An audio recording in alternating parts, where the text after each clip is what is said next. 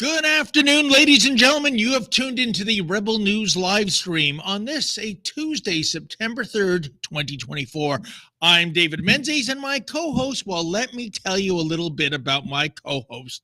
As all of us in the rest of the country were celebrating Labor Day, she got to celebrate Alberta Day, and that makes me envious. She is the she-devil with a sword. She is the Khaleesi of Northern Alberta. She is Sheila Gunn Reid. Hey, how you doing there, Sheila? I'm doing great. And yes, I will acknowledge that it was one of the good things that Jason Kenney did in his short time as premier here in Alberta. He snatched Labor Day away from the clutches of the unions, and he entitled it Alberta Day, a day for us all to celebrate one of the most free places on the face of the earth. Yeah, that was absolutely a top-notch homer by former Premier Kenney. And I'll tell you why I was envious of you, Sheila. I'm coming out of Shoppers Drug Mart the other day, yesterday actually, on Labor Day, turn on the radio, and I hear this ad, the school year is beginning. Kids are back in school. And then it goes to just whine mode. Premier Doug Ford and the PC party trying to destroy education, blah, blah, blah, blah. Naturally, it's an ad from the Elementary Teachers Federation of Ontario. And Sheila, it just struck me. They've just had more than 2 months off to work on their suntans. And the eve before the first working day starts, and they're not even in a strike position. I think that was taken care of last year, and I think they pretty much got everything they wanted, and it was evil Doug Ford, evil conservatives, blah, blah, blah, blah. First of all, if I'm a rank and file member of the Elementary Teachers Federation of Ontario, I'm saying my dues are going to this propaganda, and we're not even in a strike year. What are you thinking? And secondly, folks, all you need to know about the Elementary Teachers Federation of Ontario, they became infamous more than 5 years ago when they said the correct initialgram or initialism for the LGBT community is the following, and I'm not making this up.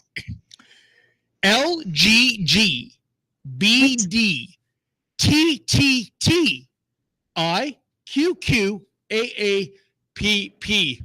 And while I'll never forget it, Sheila, because the former president of the Liberal Party of Canada, Stephen Ledoux, went on Tucker Carlson when he was still with Fox to defend the fact that we still have free speech in Canada.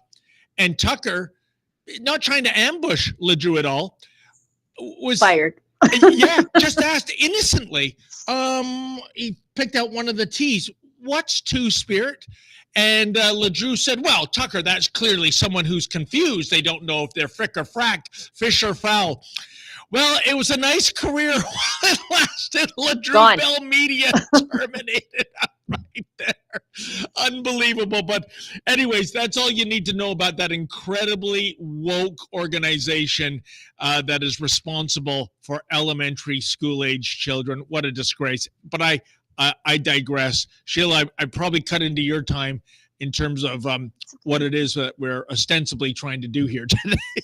David, I could listen to you talk all day. I should tell you, I did spend my Alberta Day doing something very, very Albertan, and that was going to see the chuck wagons, which is, the wokesters and the environmental and animal activists hate seeing those retired racehorses have another life as chuck wagon athletes. But anyway, I should tell everybody what we're doing around here before we get into the news of the day. And I didn't see it on the agenda, but we should talk about the undermining of the will of the Alberta people by the Trudeau government also, after we're done tidying up all the nuts and bolts. So this is a show we call Rebel Roundup. It's where we talk about the news of the day completely unscripted, as you can see. I think you're picking that up.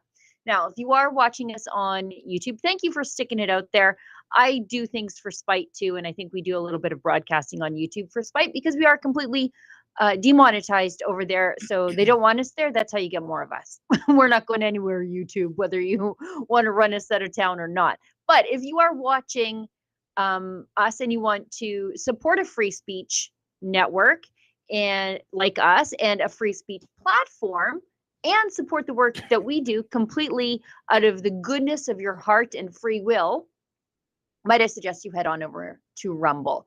Rumble is, as I said, a great free speech platform. They don't care about what you think about politics, and I don't really care about theirs, and that's sort of how it should be. Let's let the marketplace of ideas form and the best idea win. So if you want to watch us on Rumble, thank you. If you want to engage in the chat over on Rumble, even better. And bestest, if you want to send a little bit of cash our way by means of a Rumble rant, that's our paid chat over there. If it's over the US $5 minimum cutoff, we're obligating ourselves to read it and address it on air. But don't let that be the bar for entry, because we frequently read the chats that are under that $5 US cutoff. And sometimes we even read the free chats if they're clever, witty, or insightful. So get chatting, and we'll get talking about the news of the day. So I think that's all of that. Before we move on, let's talk about what Justin Trudeau did. Oh, no, it is there. It's under Trudeau things. Sneak attack. Okay, sorry. Let's go into this because this is something that we're doing that is, it's viral on the internet right now. So,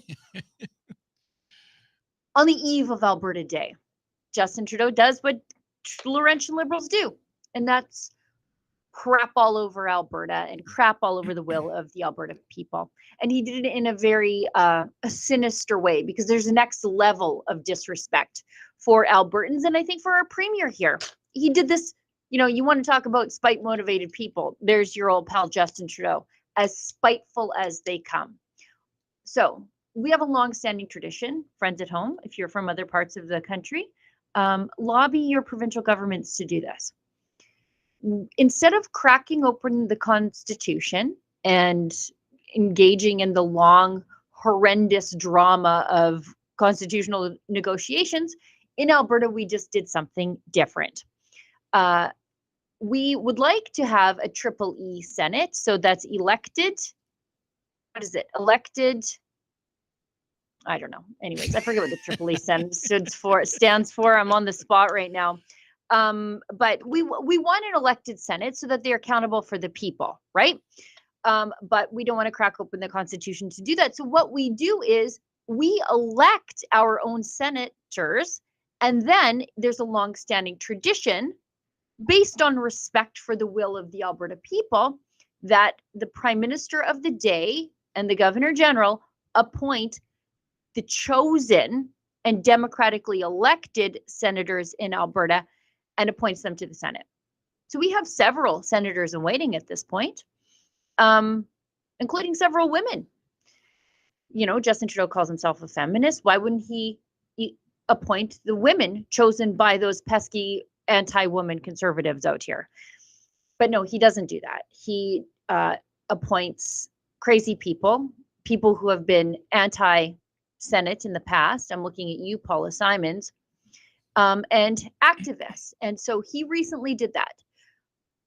On the long weekend, he appoints a senator named Christopher Wells from Alberta. Christopher Wells is a longtime anti-Christian, radical sex ed activist, who has a war on Alberta parents and religious education in this province. And so, in a show of disrespect, not only for the will of the Alberta people, who have already chosen somebody else to be our elected senator in Ottawa, but also to needle Premier Danielle Smith, who has been firm in her support of parents' rights against these radical sex activists in the classroom. Trudeau is undermining her by choosing this radical and appointing him to the Senate to act in our name. That is so disgusting. We didn't choose him. We don't want this. And our government here, who is elected by us, doesn't want this. And yet Trudeau, he thinks he knows what's better for us because he treats us as a colony. So if you want to sign our petition, you can go to notmysenator.ca, I believe it is. And Sheila, for those who can't make out the image of that I should tell you all about this. If you could please explain it. And this is coming from someone who has had a career of secretly advocating for elementary school age children to change their gender, and without the knowledge or permission of their parents. But I think that cartoon says volume. So if you can explain that to the audience. We had it up there. There we are. We'll put it up right now. Okay, I think these are the martyrs of Libya, if I recall correctly. Yes, these are. So this is what. So this cartoon came out, I think, in 2015, 2016, and it was about the 2015 kidnapping and beheading of Christian Copts. The Copts are a Christian denomination. They're sort of a parallel church to Catholicism. And they were murdered by ISIS on a beach. They refused to denounce their faith. They were taken by Islamic radicals as part of ISIS genocide on Christians, and they were killed. And the ISIS made a big spectacle of it. And there was this cartoon that was issued after this, where depicting, of course, and they were. So this is why we know that this cartoon is about the cops that were murdered, is because the cops were murdered in orange prisoners' uniforms on the beach. And so this was showing that ISIS killing the Christians was the same as the Nazis killing the Jews. And in 2023, Pope Francis announced that the 21 Coptic men would be commemorated by the Catholic Church as martyrs of the faith. They refused to denounce their faith. And at the time, or back then, I think it was 2015, 2016, Chris Wells took this image and altered it. Instead of making the Christians the victims, he made his team the victims and the Christians the butchers. Yeah, and Sheila, a couple of things about that. Can you think of any organized Christian sect going around killing people in the LGG? Well, I'm not going to say all 15 letters like the Elementary Teachers Federation of Ontario wants me to say. That's for starters. Secondly, I hate to be impolite and insensitive, but the symbol on the assassin of the rainbow person, I don't think that should be a cross. I think it should be the crescent moon of Islam, because we know in so many Muslim countries, being openly gay or lesbian, trans, you name it, that's a death sentence. It simply is. You never come out of the closet.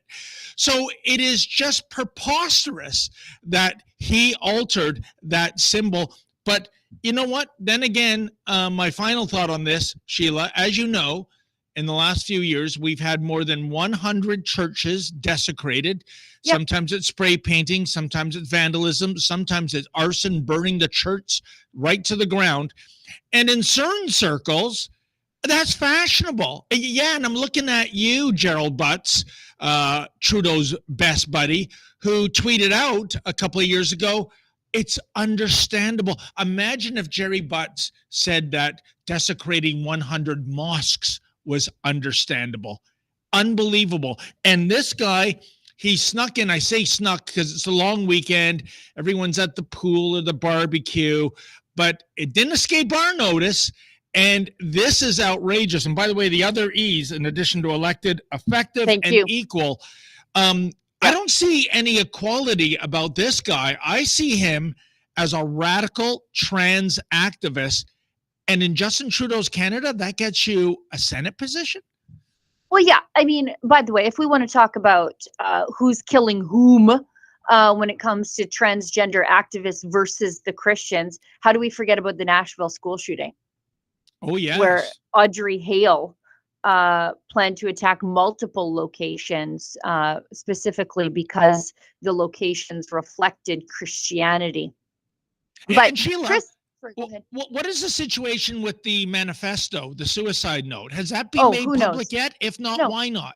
Because I'll tell you this, Sheila. This is like Las Vegas. We were never going to hear about why it happened. But if that shooter was someone that looked like me wearing a red MAGA cap, that manifesto would be on the front page of every mainstream newspaper.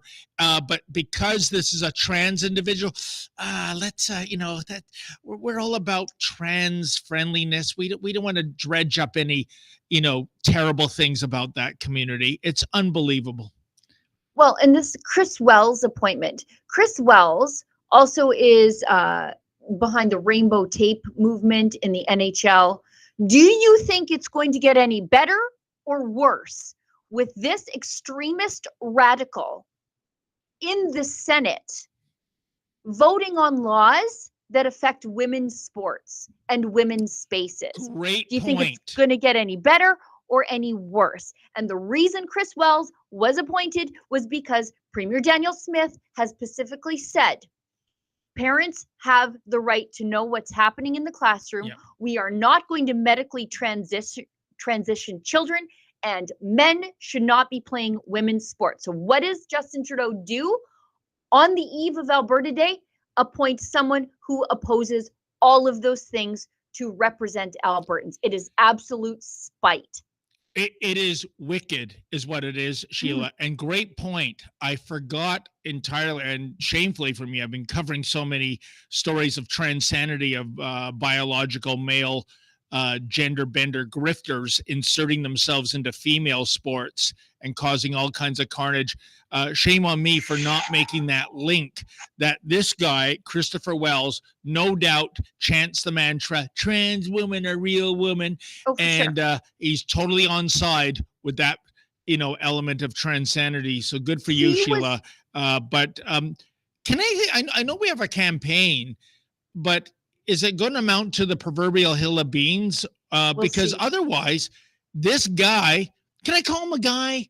Or is it an individual with a penis? I don't know these days, Sheila. I'm very, like a dinosaur when it comes to all the 15 descriptors of genders these days.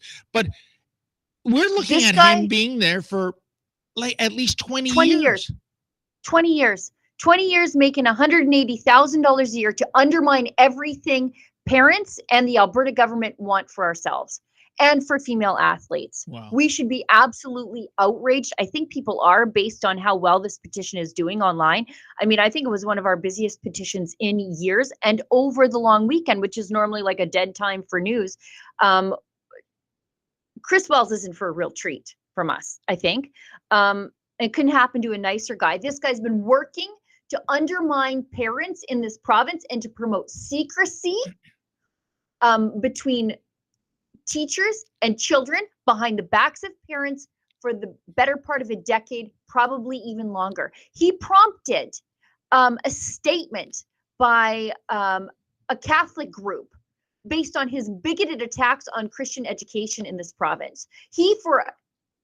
I think as long as I've been active in the political sphere, this guy has been undermining parents, attacking Christian education, promoting secrecy, undermining female sports, attacking conservatives, and treating parents who simply want to know what's going on in their children's lives like they're the abusers, like they're the groomers, instead of fostering. He is out there fostering these policies that allow children to be groomed and damaged physically and psychologically for the rest of their lives. He is not my senator. If you agree with me, go to notmysenator.ca.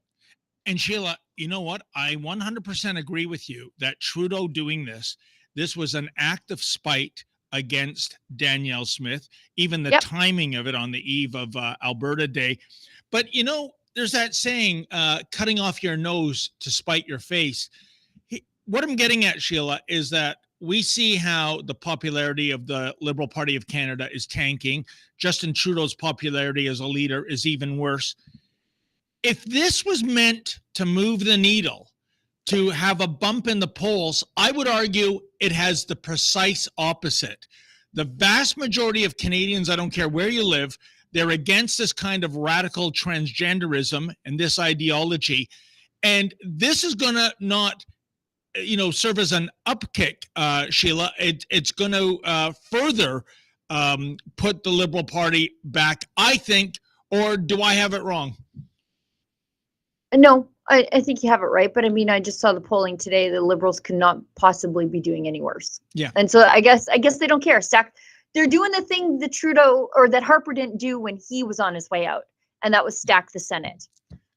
They're doing what Harper, I don't know why he didn't do it, maybe morally, maybe ethically, didn't stack the Senate on the way out the door. We're still paying for it now, 10 years later. I wish he had. Trudeau is capitalizing on that. He's stacking the Senate on the way out the door, and we're going to be screwed for the next, 2 decades, obviously.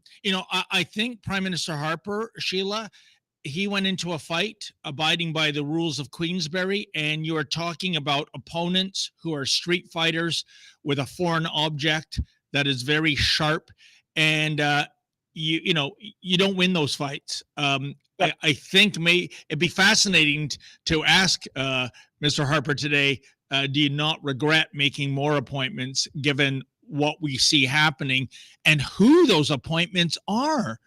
I mean, could you pick anyone worse than Christopher Wells? Well, Charles Adler's a close second, and then there's Paula Simons. But Olivia whispers in my ear, we've got a message from our friends at Rumble before we go into the next Trudeau topic, which was, Trudeau just had generally a bad weekend because not only was he getting kicked around out here in the West by people like me who want an elected Senate, but he had a tough time meeting some steel workers, which usually are, at least their union bosses are on the left, but the blue collar, at least out east, they're coming our way. In the West, they've been they've never left conservatism, but they're losing emoties. Again, I love to see it. But let's get to a message from our friends at Rumble. Do you enjoy the free speech that Rumble is protecting and fighting for? Our show here on Rumble is only possible thanks to our viewers supporting Rumble's platform by purchasing Rumble's products. Most of you drink coffee every day. That's why you have to try Rumble's 1775 coffee. It's actually some of the best coffee, and it's the same price as the coffee you buy now, but it's way better. Why? For freedom. Rumble's 1775 coffee is free from chemicals, yet rich in flavor. This is because of their beans are sourced from high altitude farms in Bolivia, handpicked, roasted weekly at their facility in Miami. Oh, roasted in America. And delivered fresh to your doorstep. And as believers in freedom, buying from Rumble helps fight back against woke corporations like Starbucks and Dunkin' Donuts. Join the coffee revolution and brew rebellion with Rumble's 1775 coffee. Go to 1775coffee.com, use the code STUDIO, and get a free month's supply of their cognitive boosting supplement Limitless when you buy 2 bags of their coffee. Think about it. That's a crazy deal. And the supplement is worth more than the 2 bags of coffee. So go to 1775coffee.com and try Rumble's amazing coffee. All right, let's talk about Trudeau's bad weekend. More of those to come, I would imagine. I'd love to see it. I can't wait for the campaign because he's going to have to Joe Biden himself and just campaign from his basement, because I don't know if he can set foot in this country anywhere without getting put on blast by somebody. I'm going to make a prediction. During his campaign, there is the Trudeau bus, right? Then there's the media bus, and they're almost, you can't tell them apart. It's the same red and white colors and graphics. I think there'll be a third bus, Sheila, and it will be whoever Hollywood extras are working in Toronto. You're going to get paid $25 an hour, and you're going to be bussed in to be the Trudeau cheerleaders, because to leave it up to chance that you're going to get a warm reception, even in Liberal ridings, no, that's a hill too far for me, Sheila. Yeah, I mean, can you imagine Trudeau getting put on blast by a steelworker? Like, I could see him getting put on blast by a steelworker in Saskatchewan, somebody who builds pipelines every day of the week. I could see that. But out east, it's hard to believe. Anyways, let's watch this. Let's all enjoy it together. Friends, gather around. This is great. Hey, I'm finding spots. Just one Well, we got donuts over here if you want to thank you for your hard work. I can bring some for my kids. Okay. The 25% tariff we just brought in on Chinese steel is going to help you out. That's going to keep my job.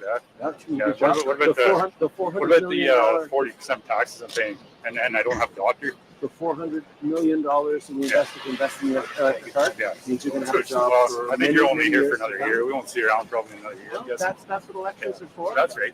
And I look forward to everyone exercising the right to vote. Yep. Basic choice. We're going to invest in you and your job. I don't believe you for a second. Dental care? Do you know anyone who got dental care? Yeah, I pay for it myself. Okay. We're like 3 years behind. You have a job and coverage? Yeah, four people seniors. in my family. Every time we go for a dental visit, it's costing me about $50 in my pocket per person. Okay. Why? I have a good job. You're not really doing anything for us, Justin. Well, actually, we just invested, so 500,000 people haven't been to the dentist. Yeah. Got to go to the dentist over the past few months. Probably like my neighbor that doesn't go to work because she's lazy. She you know what? Doesn't go to work. She lives the same Most life I do. Canadians try to stick up for each other, and that's what we're going to keep doing. Yeah. Good luck and take care of your family, sir. No, I'm good. Thank you. All right. Have a nice day. Have a good day, sir. All right. Right, the other guys got the donuts. Excellent. Well, Sheila, here are my thoughts. First of all, I heard about this before I saw it. And when I tuned in, I got to tell you, it was a bit of a lunch bag letdown to me. I mean, I thought this was going to be this vicious attack, but it wasn't. He snubbed Trudeau, which I love, by not shaking his hands. And then he talked about his personal situation. And what I thought was funny was Trudeau going, a hostile, dental care, like throwing a treat into a trick-or-treater's bag on Halloween night. And it backfired, him going, basically, I think what he was implying, I don't qualify for that. My company benefits don't qualify for that. So each time my kid goes to the dentist, it's at least $50. And Trudeau then making the promise that we're going to do these tariffs so you can have your job to maintain the status quo. In other words, Sheila, it's not going to get better for you. You're still going to be dinged $50 every time your kids go to the dentist. That's what I thought. I just wish if he knew that he was going to run into Trudeau, I wish he had hammered him with some other points, like C63. No, I'm happy with it. You know what? I'm fine with it because Trudeau said, "Oh, we're investing. We're investing." No, I'm investing $400 million to secure your job. And the guy's like, "Yeah, great. What about the 40% tax I'm paying?" Yep. Which is true. Yeah. Trudeau, first of all, you are not investing in anything. That poor man right there, you're taking money out of his pocket, giving it back to his company and saying, "We're investing in you." That's not quite how it works. And by the way, the guy forgot that his taxes are far higher than that when you factor in the carbon tax and the sales tax. It's way over 40%. And Justin Trudeau's magical solution is the dental care plan that the NDP forced him into that literally nobody qualifies for. Yeah. Good job. The campaign's going to be tough. It's going to be tough. I'm not personally criticizing that fellow, but I wonder what the home life is like now that this is the most famous neighbor in Canada. His neighbor's lazy. Be too lazy to work. Holy moly. Hopefully he or she didn't see that clip. But you know what else I find amusing? Every time, and it just shows you that Justin Trudeau always channels his inner drama teacher spirit. Every time he is at a blue collar event, 4 things happen. Suit jacket comes off. Necktie comes off. You are correct, Sheila. Shirt sleeves are rolled up. And he dons blue jeans. Yeah. Acting, you see, I'm one of you, until he hops back on his private jet and buggers off back to Ottawa. What does the left say? My culture's not your costume. Is that what they say at Halloween? My culture's not your costume, Trudeau. Get out of my culture. And by the way, we don't look like that. We don't iron our shirts before our work shirts. Come on. He's not even trying. Didn't he ride a canoe in or something with some donuts? I thought he came in on a canoe. Yeah, what was his obsession with donuts in that visit, And he thinks it's what the poors eat. Poors, we eat the donuts and the potatoes. That's what we do. Those awful people at Tim Hortons eating crullers and fritters. My goodness. Yeah. But, it was kind of like dental care, donuts. I'm surprised he didn't say carbon rebate. Yeah. Anyway, I think we have to get to a Rebel News ad break. Is that right, Olivia? And then we'll move along. I'm going to do my best to keep us on track because I have a whole whack of work to do after this. Are you coming to a Rebel News Live in Calgary this October? We've added another great speaker, political science professor emeritus at the University of Calgary, Tom Flanagan, the renowned author who co-authored the best-selling book, Grave Error, How the Media Misled Us and the Truth About Residential Schools. They say that us Canadians, we're just so nice, but I think we're just good at biting our tongues, even when doing so can be detrimental to our nation. Like all of the cowardly politicians, historians, and journalists whose silence is still breathing life into the false 2021 claim that the remains of 215 Indigenous children have been discovered in unmarked graves at BC's former Kamloops Indian Residential School. But that's the opposite of what will be happening during our in-person Rebel News Live event coming to Calgary October 5th. Our Rebel News Live will feature many of your favorite Rebel reporters, including yours truly, and conservative and freedom-minded speakers like Mr. Tom Flanagan, who uses his expertise to prove that we're not the racist child slaughterers who must forever be in shame and reconciliation, as they'd like us to think.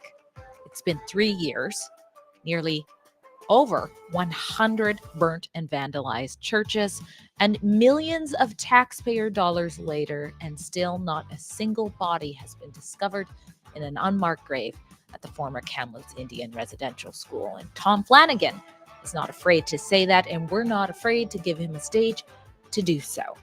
If you haven't already, go to rebelnewslive.com. Buy your tickets at the early bird pricing, which is still available, and there's still some tickets for VIP. Well, you'll not just be able to meet us, but also eat and hang out with us after the conference. Again, that's rebelnewslive.com. I'll see you there. When the panel said, listen, give it to 6-month-old babies with zero assurances this possibly would be safe. I said, where were you the day when the WHO came out and said, do not use remdesivir in the hospital?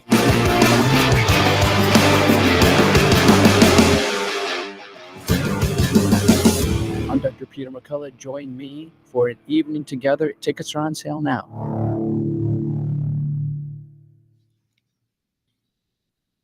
David, you must go to that. It's Dr. Peter McCullough. He's speaking at the Canada Christian College in Whitby on Saturday, September 14th. It's an all-day event, which will feature speeches and a Q&A with Dr. McCullough and special guests Regina Watillo, Dr. Trozzi, and hockey legend Theo Fleury, and of course, Saskatchewan businessman Joseph Bourgault. They'll host this show, so get your tickets at canadiansfortruth.ca/events. Wouldn't miss it, Sheila. Perfect weekend. Don't have anything on the calendar, and I will definitely get out for September 14th. What a jam-packed superstar panel that is for that event. And of course, our good friend, Dr. Charles McVitie of Canada Christian College. Love to support anything he's involved with as well. So, well, you know, Sheila, the sort of the unofficial end of summer is Labor Day weekend. You know, I know September, it doesn't really change till I think the 21st, then we officially go into fall. And the CNE, the Canadian National Exhibition, that's sort of Toronto's way of saying goodbye to summer. And that final weekend, it's the air show. But you know what? The Debbie Downers have to put their thumbs down for what is a magnificent situation, watching these amazing airplanes and jets in action. And this time, well, it took on a Hamas flavor. Naturally. The pro-Hamas people, they're against air shows because, I don't know, why don't we run some video and try to make sense of it all?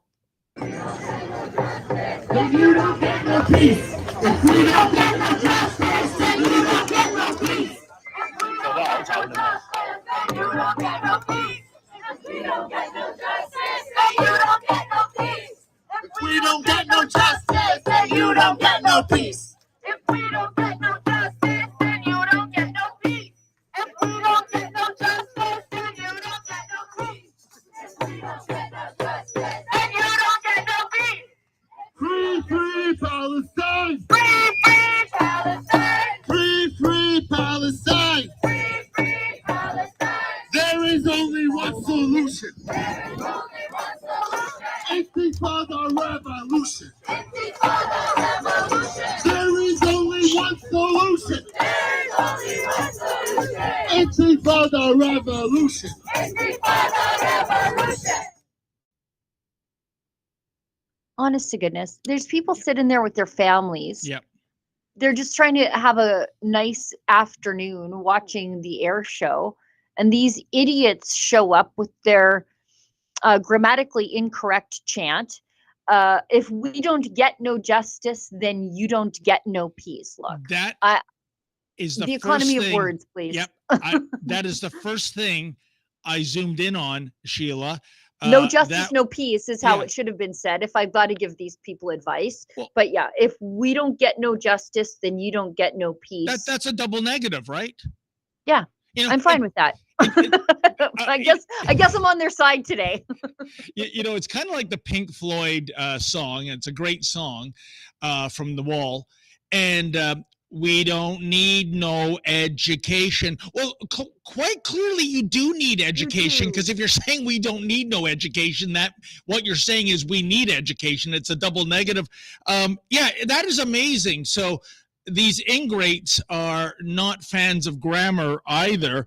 And, you know, I almost expect them when it say there is only one solution. I'm almost expecting them to say, and that is the final solution. Oh, they're there. What's the difference? They're just playing cutesy with the words down there. Yeah. But go look, I don't want to police their protests. Nothing they're doing is illegal. But honest to goodness, people are just sitting there minding their own business, watching the air show with the kids.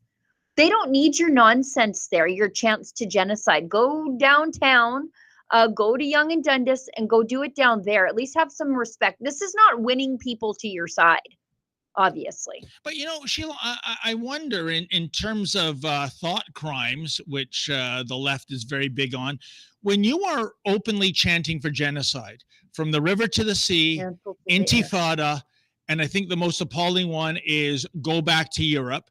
Yeah, they're not saying directly murder the Jews, but that's what those chants mean. And they are brazen about it, and the police do nothing. Well, that's not correct. On a cold day, you'll get a delivery of coffee and Timbits, courtesy of the Toronto Police Service. And if there's any peaceful counter demonstrators or any members of the non-mainstream, non-Trudeau funded media, they will be arrested, presumably for their own good. This is where we are. And what we see, Sheila, is what will we do for an encore? That's the mindset with these people. How do we further get more outrageous and egregious? And I'm telling you, I have a deep fear for, just over a month from now, when October 7th, 2024 rolls around, Sheila, I know these cats have something up their sleeve, even though that was the day of the terrorist act against Israel that started this war. Somehow they are going to reposition it, I should say, as, Israel's day of infamy, providing almost 1,200 murder victims that day for them. Yeah, and murder, because as we know, the 6 hostages that were found on the weekend, murdered, or as the CBC would say, they were found dead. Oh, really? Dead? Found dead. Found dead. What happened? One of them stood on a skateboard at the top of a staircase and fell down the steps and broke his or her neck. What do you mean found dead? It just happened. Oops, dead. Oops, 6 people dead. Yeah. How did it happen? We don't even know. I think we have another video from the air show. These morons from the air show.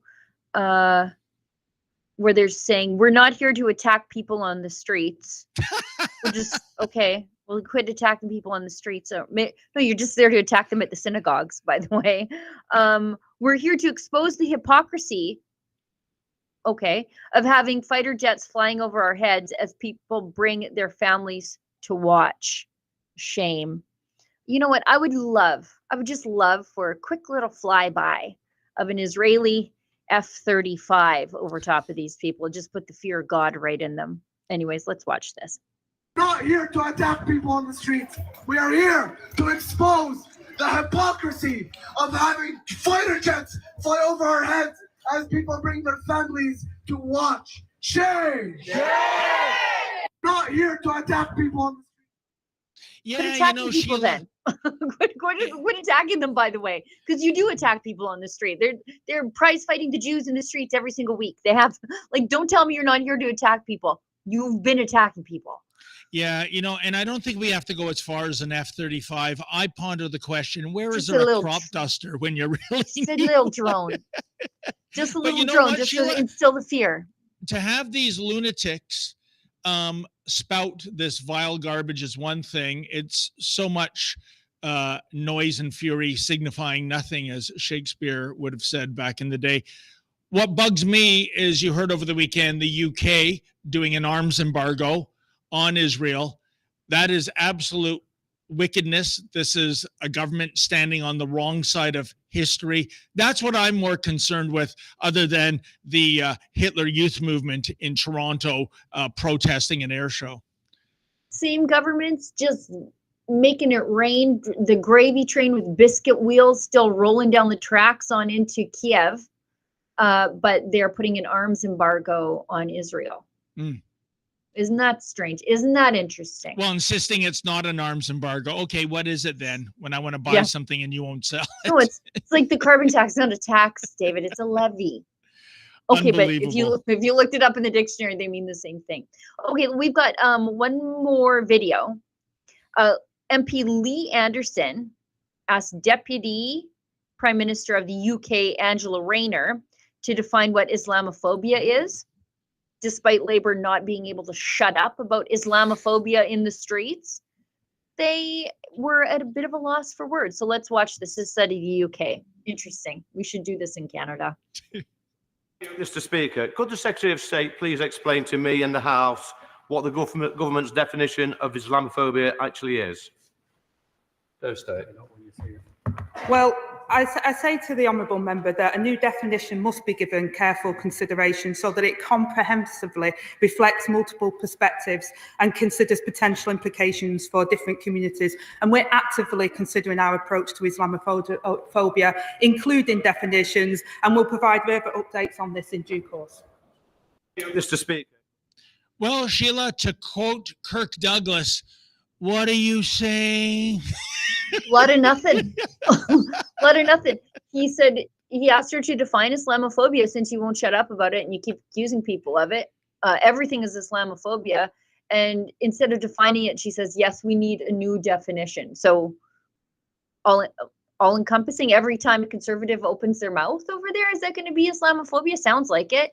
Well, anytime you question immigration, crime, anything like that, Islamophobia. Yeah, it's a false construct, and don't just take it from me. Christopher Hutchins years ago wrote a great piece about how all this is, there's no there when it comes to Islamophobia. And I think he was proven right in the House of Commons, Sheila, with that person's inability to give a definition. I don't know about you. I think, Sheila, you're smarter than the average bear. I didn't walk away from that explanation any smarter. How about yourself? I feel like I'm stupider, actually. I don't know what she said. I feel like I lost about 30 seconds of my life I'll never get back. And it goes to show you, what is a woman? They can't tell you. What is Islamophobia? They also can't tell you. What is a man? They can't tell you. What is hate? They can't tell you. All they know is you're guilty of it. You're guilty of it. Why? Because you think differently than them. Well, you've never done anything. Two things. There's another Sheila Elle Martin, a Supreme Court justice in Canada. A woman to her is a person with a vagina, and that's how that person should be referred to. I don't think we'll ever see a court case where the female plaintiff or defendant is going to be consistently identified as a person with a vagina. And Sheila, I'm sorry, but woman came back into fashion in late July, if you recall, when the official announcement was made that Sleepy Joe Biden wouldn't be running for president. It would be Kamala Harris. Now, potentially, we have the first woman president, the first woman of color president, sometimes black, sometimes South Asian, depends on what the venue is. Remember the Bob Hope saying, when you're in Chicago, give them the Windy City stuff. When you're in New York, give them the Big Apple stuff. So all of a sudden, in a matter of weeks, folks, woman is very much back in the vernacular when we had Supreme Court Justice Brown grilled 2 years ago. And this is a Supreme Court female justice herself who could not give a definition of woman. Isn't that just spectacular, Sheila?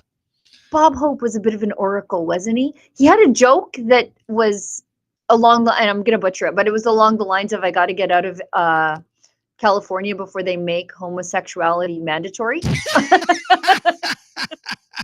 And I think we might be there. We're pretty close. Anyways, we should get to another ad read from our friends at Rumble, and then I think we have a Rebel News commercial break, and then we'll come back in. We'll give you a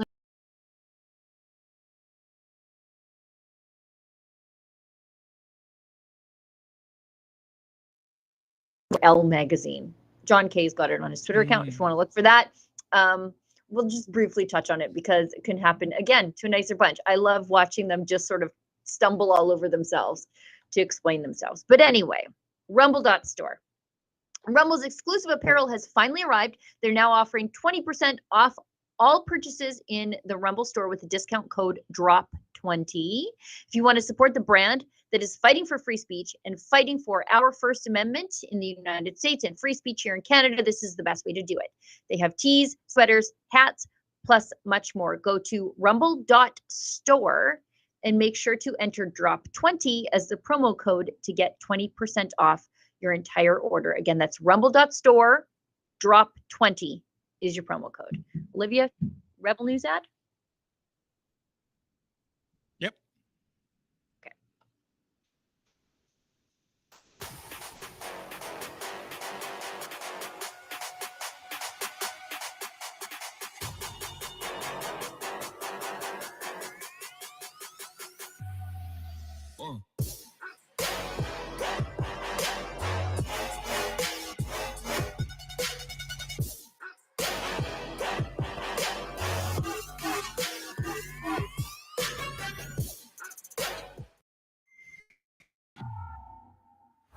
Hi, everybody. As you know, every year we do a fundraiser for Rebel News that's super fun. It's a Rebel News cruise.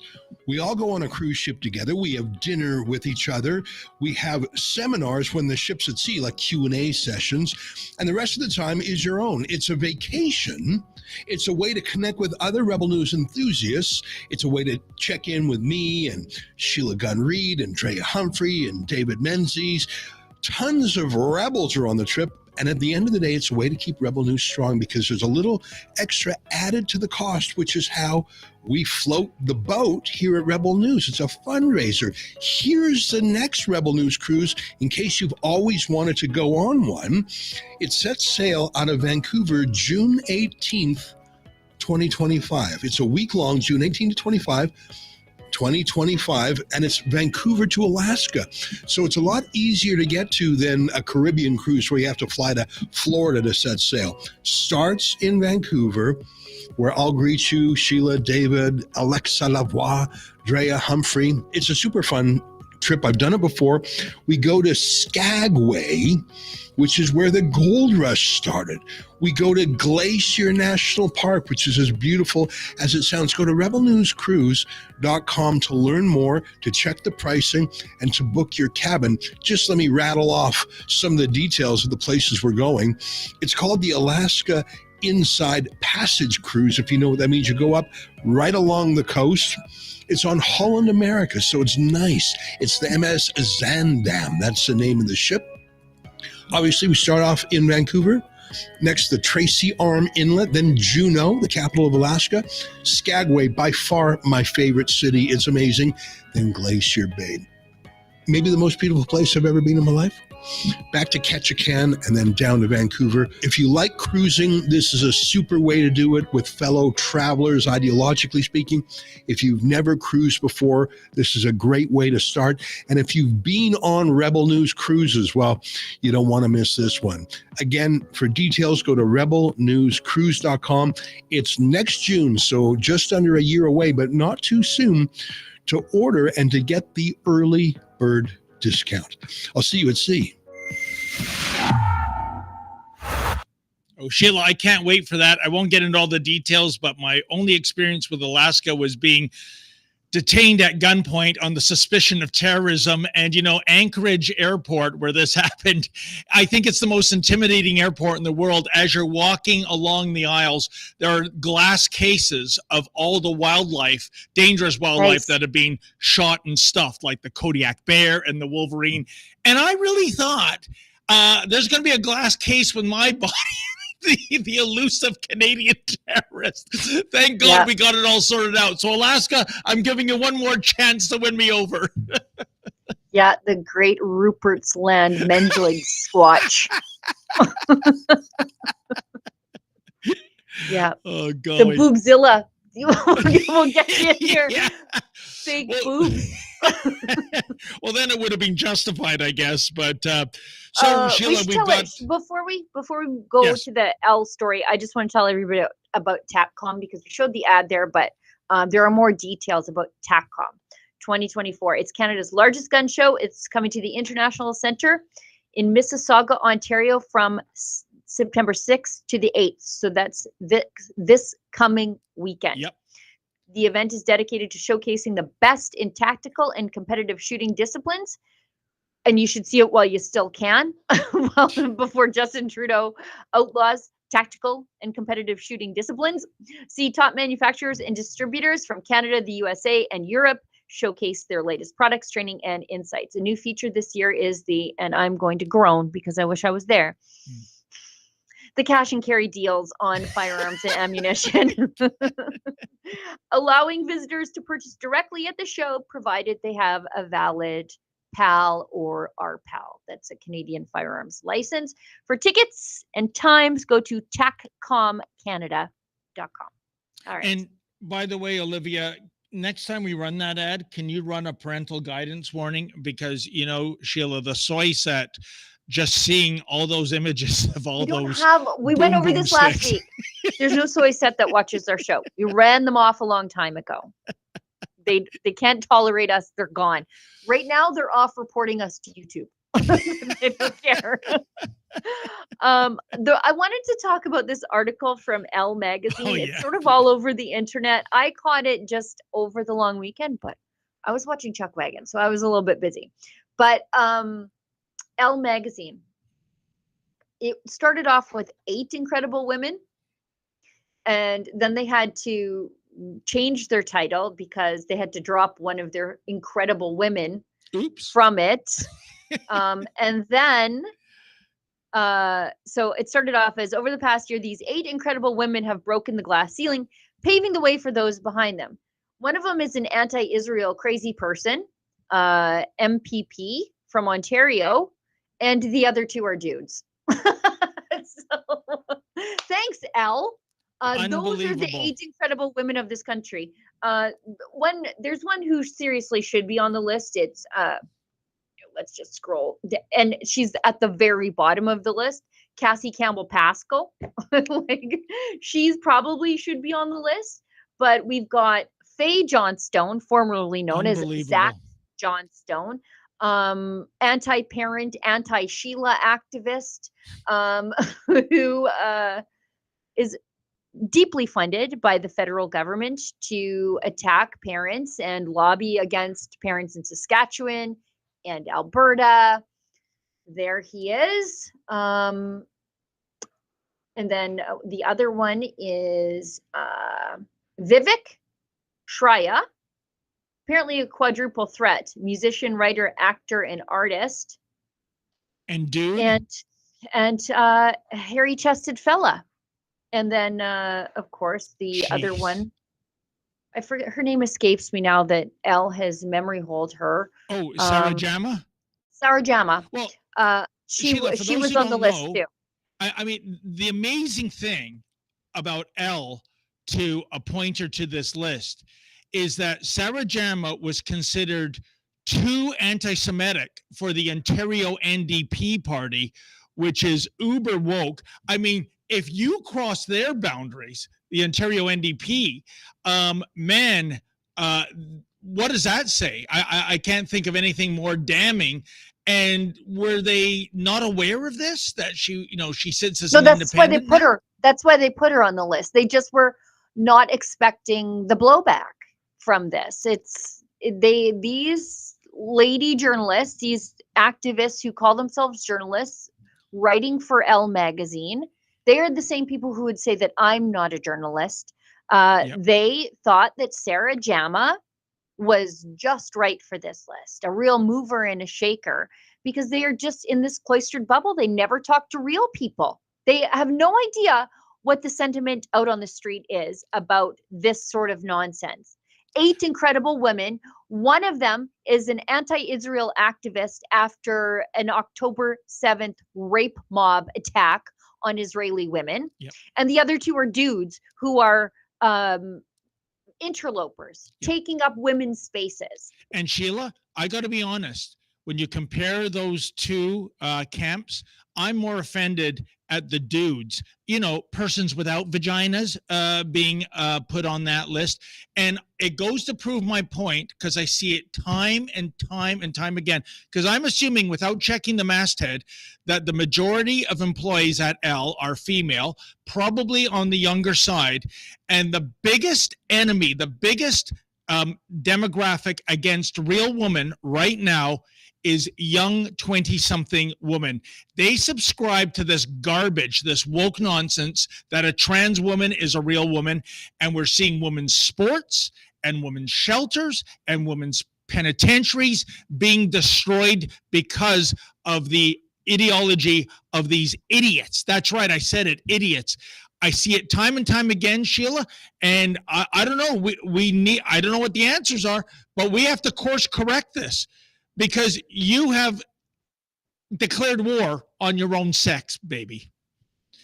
Well, I think we might finally be over it. I think the spectacle of the Olympics, when people actually had to see it happening, yeah, instead of just thinking about it theoretically, when you actually witnessed it in real time happening, I think that opened up a lot of people's eyes. That even if you were, a so-called progressive activist, and even if you believe that trans women are women and they should be entitled to our spaces, when you see one of them punching another woman in the head, who are you going to believe? The activists in your life or your lying eyes? Well, and I think people are having a moment over that.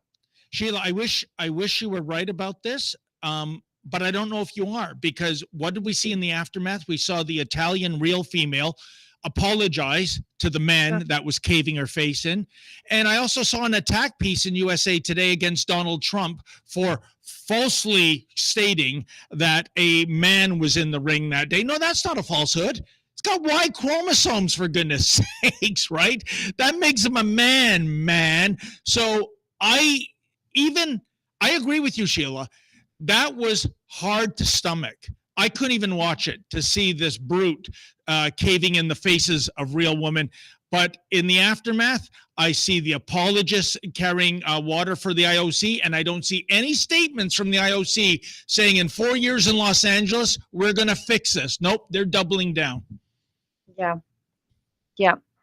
Well, you might be right. I don't know. I'm hopeful because every great tyranny goes just a little too far, and that's when the people have enough. I hope we're there, because every great tyranny falls, and I think this is a tyranny of the gender madness, and I think I'm cheering for it to fall, of course.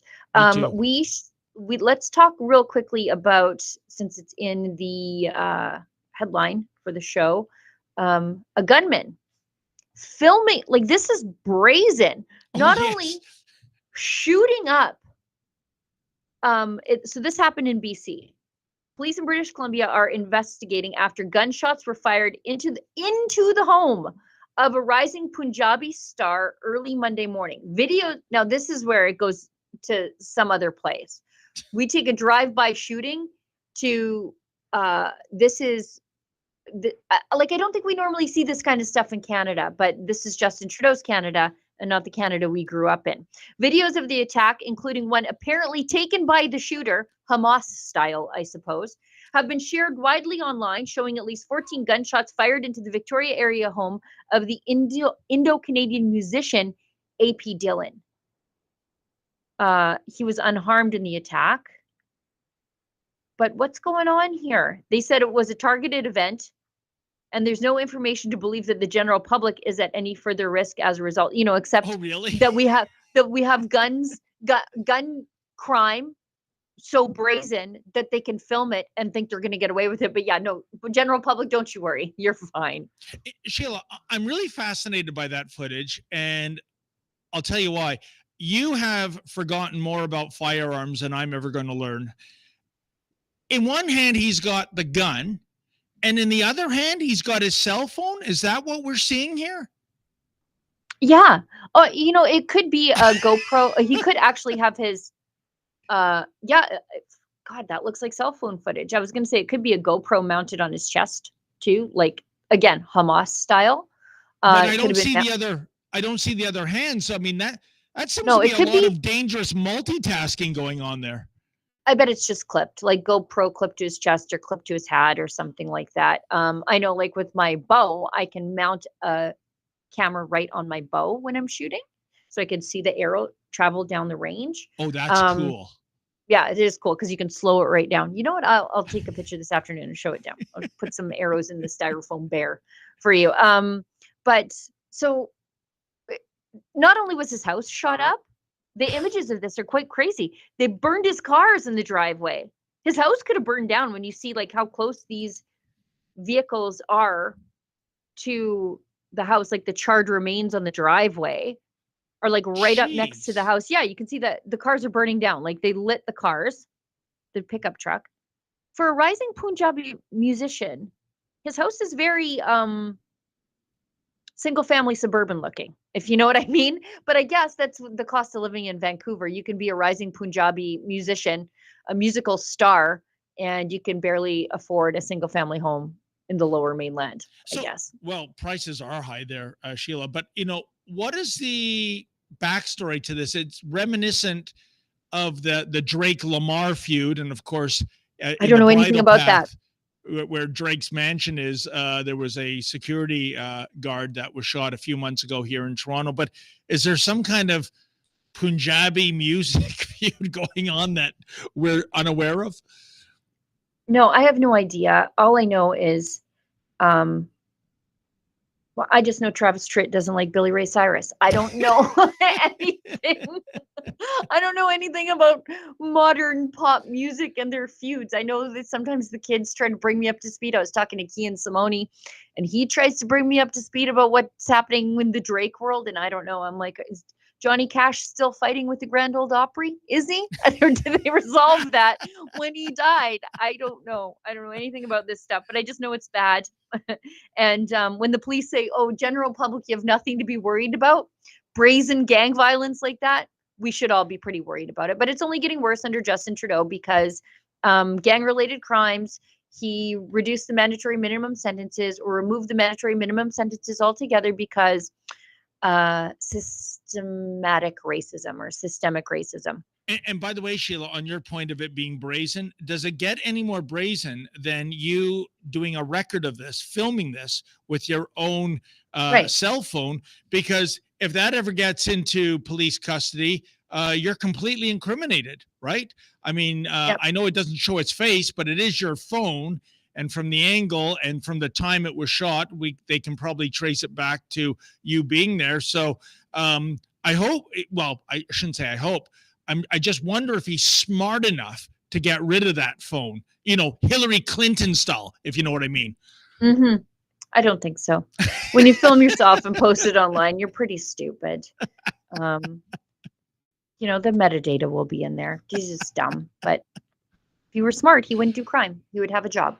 Yep. All right. By the way, Sheila, I want to repeat that, because that's the 4 rules. I don't know who originally made this, but 4 rules.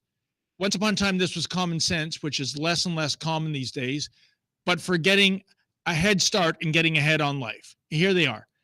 Stay in school. Don't break the law. Don't do illegal drugs. And don't bring babies into the world that you cannot financially support. You follow those 4 things, like I said. Once upon a time, this was just commonplace common sense, but that's less and less common, and you are ahead of it. So we'll add also, when you're shooting up a house of a Punjabi music star, don't record it on your own cell phone. It's so stupid. Like, who records evidence of their own crime? What's wrong with these people? They're just so stupid. They have to be criminals. Okay, let's, I think before we finish up the show, let's talk about Doug Ford, because we've got gangs just running amok everywhere, but also in Toronto. I think Toronto has a lot of the same problems as the Lower Mainland. And somebody asked Doug Ford, hey, should Canadians have stronger self-defense legislation? Because really we don't have any whatsoever. And so that Ontarians can protect themselves, because the police are giving you advice like leave your keys by the door. Yeah. That's the best we can do. And so what are we supposed to do? Rely on the police who are trying to make life easier for the criminals, or save ourselves? And Doug Ford said the onus is on the federal government to change the criminal code. So that's a very conservative thing for him to say. because it does acknowledge that Canadians should have the right to protect their lives against dangerous gun-toting gangs who are so brazen they film their crimes. So we have seen the armed robberies during the night time. We have seen the violent armed robberies during the midnight time, and residents are worried. Question is, if criminal has the rights, and they have all the rights here, and why don't homeowners, when they get these armed robbers nowhere in the midnight, and they don't have the rights, homeowners don't have the rights, why can't the government bring some legislation to give more rights to the homeowners so that they can defend and protect themselves from these armed criminals, where this is a very serious concern of the residents, and it is in front of you. So residents need a legislation, and this is the demand of the police also. When we talk to the police officers, they need to protect themselves. They can't shoot the intruders. They can't hurt the intruder. What can they do? Thank you. Yeah, well, great question. And before I hand it over to our new minister, you know, there's a lot of things that we can do. First of all, it starts with a criminal code from the federal government. When we catch these people, these bad guys, because they're 99.9% are guys, you know, we need to throw them in jail. We don't need to throw them in jail for a day or 2 days. We need to send them to jail for years and keep them behind bars, because if there's a deterrent, people are going to think twice about breaking in to someone's home. And it starts with a criminal code. Then it starts with our judges and our JPs. We can't be letting these criminals out on the streets. You know, I use this example. Many doors get kicked in, guns are put to people's heads. Terrifying experience. And guess what? The guy's back out on the streets to repeat the same crime he did the night before, because we have a weak system, weak criminal system. You know, you try to do this down in the States, two things are going to happen. You're getting caught and you're going to jail for years, or the homeowner is going to shoot you, one of the two. And I'd rather keep guns out of communities, and I'd rather really support our police that we're putting a lot more money into guns and gangs across the region, and just supporting our police. But the judges and the JPs have to keep them in jail, and the federal government has to change the criminal code. Simple as that. And I'll pass it over to Minister McGregor for his comments. That's good. You know, Sheila, I don't think it's as simple as that. Changing federal law or introducing new federal laws, that's a long, arduous process. What about officers' discretion? And the reason why I mention that is that one of the first stories I covered when I was with Sun News some 12 years ago was the Indian restaurateur who was being invaded again. It was either the second or third time.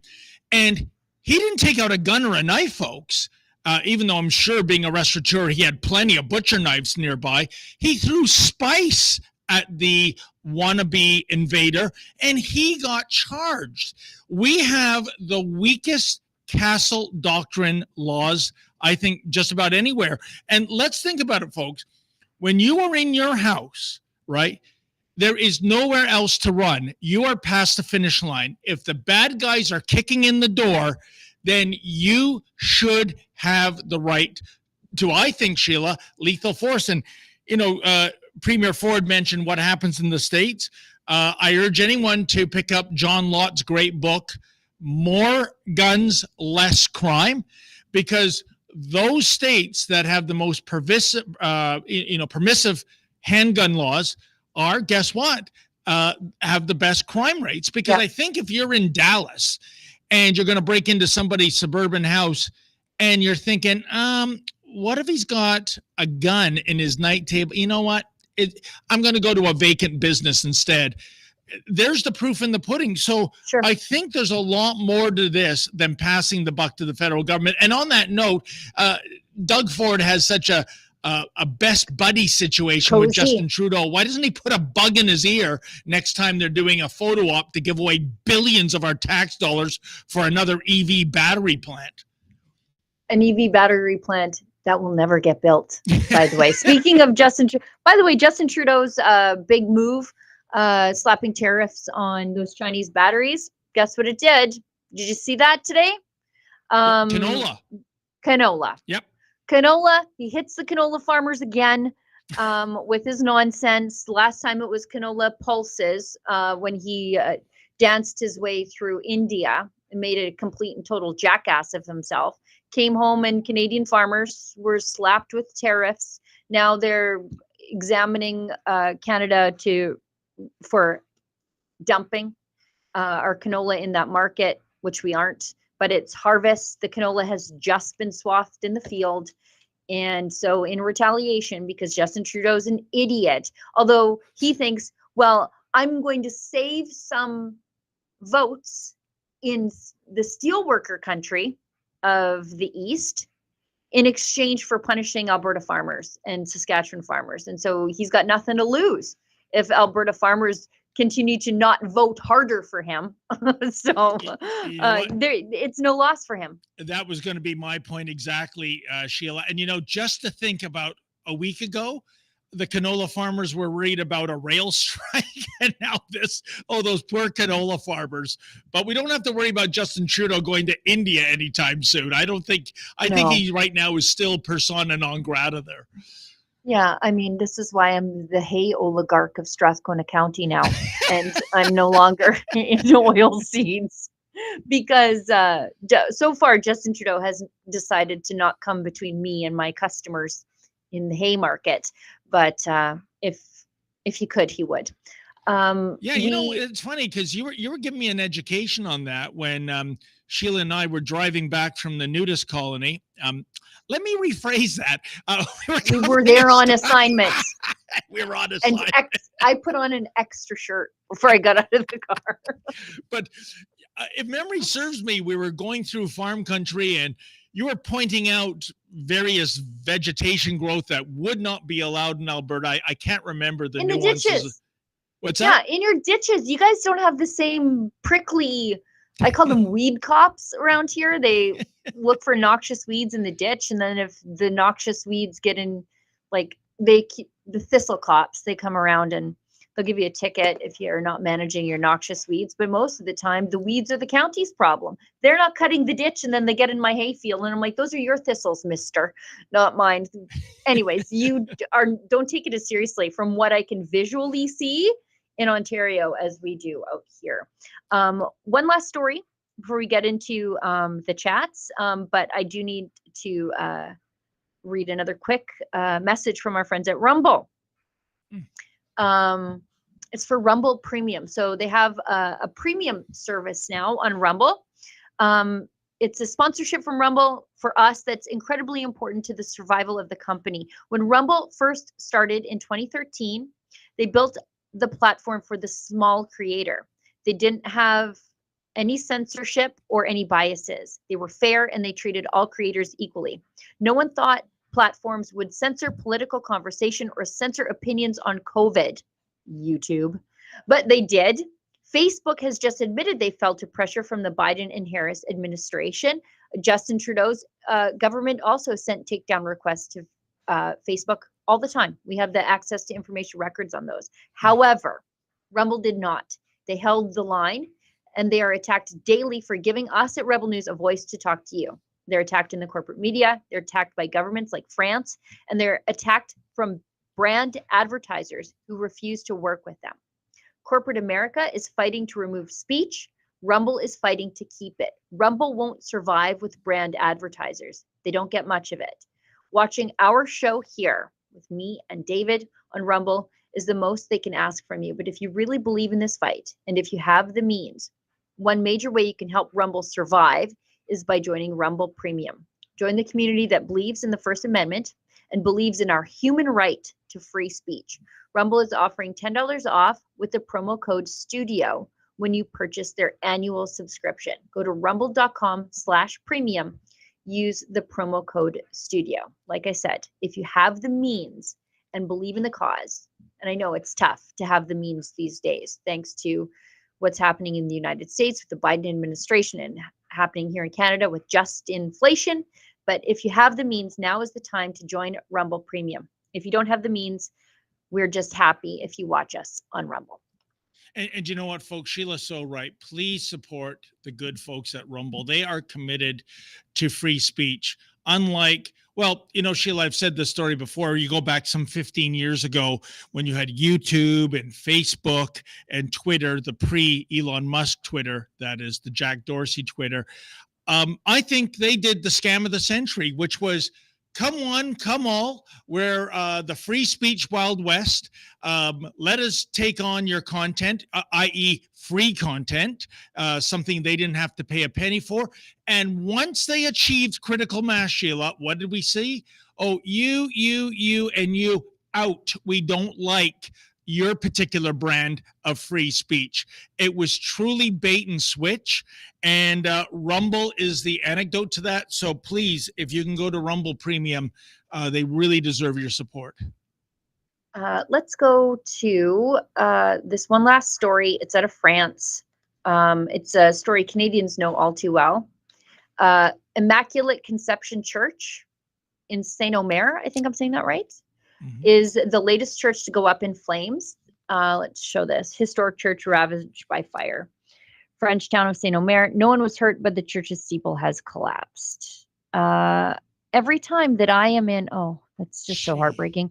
Every time that I am in a European city for work, I try to wake up super early on one of the days that I'm there and try to see the local cathedral or the local historic church before it has a mysterious quote unquote electrical fire, as so tends to happen at many of Europe's important religious sites. Well, you know, Sheila, again, I go back to Trudeau's best buddy, Gerald Butts. It's understandable, you know, if it's a Christian place of worship. And, you know, that is tragic what happened. What a beautiful structure. And, you know, I'm having deja vu when Leap and Lincoln Jay and I went out to New Brunswick last month to look at a little village, had a magnificent, beautiful Catholic church that could well have suffered the same fate. The fire was extinguished. It was deliberately set. It wasn't some toaster going on fire. And thankfully, that didn't turn into an inferno. But, you know, it's kind of amazing, the lack of publicity about that. And really, what is the update? You know, that was such a... there it is. Look at that. Isn't that magnificent? Yep. There's Lincoln's drone footage. If not for some very quick, fortunate action, that magnificent structure would have been consumed with fire. And I just don't see the outrage. And like I said, insert any other kind of place of worship, and it's on the front page of the Toronto Star, and it's leading CBC News. Funny that, eh? When I was in Geneva to deliver our human rights complaint to the United Nations there, I got up super early and went to important Calvinist sites because even though I'm Catholic, I realized that this is all part of our shared Christian history, and I should look at it before somebody burns it down, because that is my fear with so many important Christian sites around the world, but particularly in Europe and Canada. Go to them, even if they're not your denomination. Go to them, look at them, take a picture, because who knows how long they'll be standing for. You know, you are so right, Sheila. And just earlier this year, that magnificent Portuguese church at Bathurst and Adelaide area of Toronto, I have driven past that structure all my life, never thinking to go in there. There were original works of the Group of Seven in that church, gone forever now. So, folks, Sheila's right. With the way these firebugs are getting away with arson, if you appreciate the architecture and the historical significance of these churches, see them now. Tomorrow might be too late. Yeah, and the moral outrage when they are burned will be suspiciously absent. Yep. Okay, let's get into some of our chats, Olivia, if that's it. Yeah. I think so. Okay, perfect. We've got a couple from our friend Ryerson Gary. The first one is $5. David, the academics finally got to me with the Ryerson name changes. It began with, quote, how can a school with technology in the name be respected, end quote. they finally lost me with both the curriculum and the name. Well, if folks don't know what Ryerson Gary is talking about, he's talking about my old alma mater, Ryerson University. Well, at least when I was there, it was RPI, Ryerson Polytechnical Institute, and named after Egerton Ryerson. But he has been, I think, and other academics think, falsely accused of being part of the residential school system. The thugs came out and tore his statue down right on Ryerson's campus. And the response of the administration, they bent the knee to mob rule, got rid of all that history of Ryerson. And now it's called TMU, Toronto Metropolitan University. Kind of sounds like a subway stop to me, Sheila, to tell you the truth. But that is the kind of censorious culture in which we live. Statues get torn down, things get renamed. And by the way, just at the foot of Ryerson, later this year, you will notice that Young Dundas Square is being renamed Sankofa Square. Sankofa Square, what does that have to do with Toronto, aside from maybe being the destination for so many vehicles stolen in Toronto? I'm talking about Guyana. Well, evidently, Mr. Dundas was an abolitionist against slavery, but he wasn't fast enough. So he didn't abolitionist hard enough. Yeah. So he's a white supremacist, and we give the name to something out of Africa, of which the majority of Torontonians don't want, of which we cannot afford. It's going to be millions and millions of dollars. But to the people on council, such as Councillor Moyes or Sherry, what's her name? I can't remember. If you question the motives, you are therefore a racist. No, I'm not making it up. That's their argument. So welcome to Cancel Culture 101. Great. Still on the same topic, Ryerson Gary gives us another $5 and says, further, Massachusetts Institute of Technology, or MIT, has survived for 160 years. Don't give them ideas, Gary. What are you doing? You just floated this thought bubble and someone's going to pop it for you. In fact, rated as the top university in the world in 2022. Save us from the academics. Indeed. Yeah. Well, I don't think... Well, Sheila, I'm trying to... Massachusetts Institute of Technology, otherwise known as MIT, is there anything remotely offensive, even to the uber woke progressives on the left with that name? If there is, I can't think of anything. They're going to dig down on the origins of the name of Massachusetts, and they're going to decide if that's of course woke enough or not. Shame on me. Yeah. What is it? Toronto Metropolitan University, TMU? Yeah. Sounds like a jaw disease. Oh, I know. And TMJ. TMJ is a jaw disease. and you know what else bugs me? They got rid of the nickname for the sports teams at Ryerson. It used to be the Rams, right? And now it's, believe it or not, Sheila, the Bold. The TMU Bold. What is bold? What is even remotely bold about that administration when it bends the knee to the woke mob? It reminds me of the old beloved Washington Redskins, who took 2 years to come up with a new nickname, the Washington Commanders. What are you commanding? Surrender? I mean, give me a break. In other news, the Elks won last night. Yeah, I know. They're still not going to make the playoffs, and I hope that curse remains until they go back to Eskimos, which there's some chatter about, but I'll believe it when I see it, Sheila. I would be happy at this point if they just made it the Elk, but the Elks is wrong. Yeah. Again, with the grammar, it's wrong. It's Elk. Well, Anyway. You're talking about the most grammatically incorrect city in the sports universe with the Toronto Maple Leafs. Maple Leafs. So maybe it was a trademark issue. I don't know. Why do they do? Anyways, we've got to finish the show. Yeah. UP True Breed gives us $20. Well, that's very gracious. Thank you so much. And says, "You are awesome, Rebel from the USA." Well, that's very kind. All right, Olivia. I don't recognize that handle. That's a new one. Yeah, thank you for your generosity. I appreciate it. Okay, Olivia, I think we're done. Yes, yes. Yes, I think we are. Okay. Well, folks, thank you so much for tuning in. Thank you to my beloved co-host, Sheila Gunn-Reid. We'll be back. Well, sort of. Sheila will be back on Friday with a special guest co-host. I am on the, is it the Warpath or, well, I'm doing something out of the country. So until next Monday, in which I shall return, as always, folks, stay safe and stay sane. Morning, Premier Richard Southern with 680 News Radio. Your government prevents the sale of cannabis close to schools and will soon prevent safe consumption sites from operating close to schools. This Thursday, however, more than 4,100 convenience stores will start selling alcohol. Many of them are located close to schools. My question, Premier, is why are two drugs not okay to be located close to schools, yet alcohol is statistically more dangerous? Richard, let's be fair. You're comparing a convenience store to a safe consumption site, injection sites.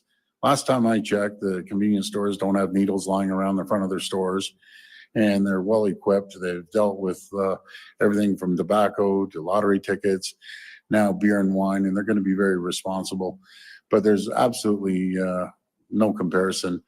And I've never had more phone calls and support about closing down the safe consumption sites. I call them unsafe consumption sites, and reinvesting and making sure that we support these people, approximately $378 million, to get them social assistance, to make sure that they have housing, make sure that they have addiction treatment beds and detox beds. So that's what we're focusing on, and we're going to continue supporting these people, getting them back on the feet.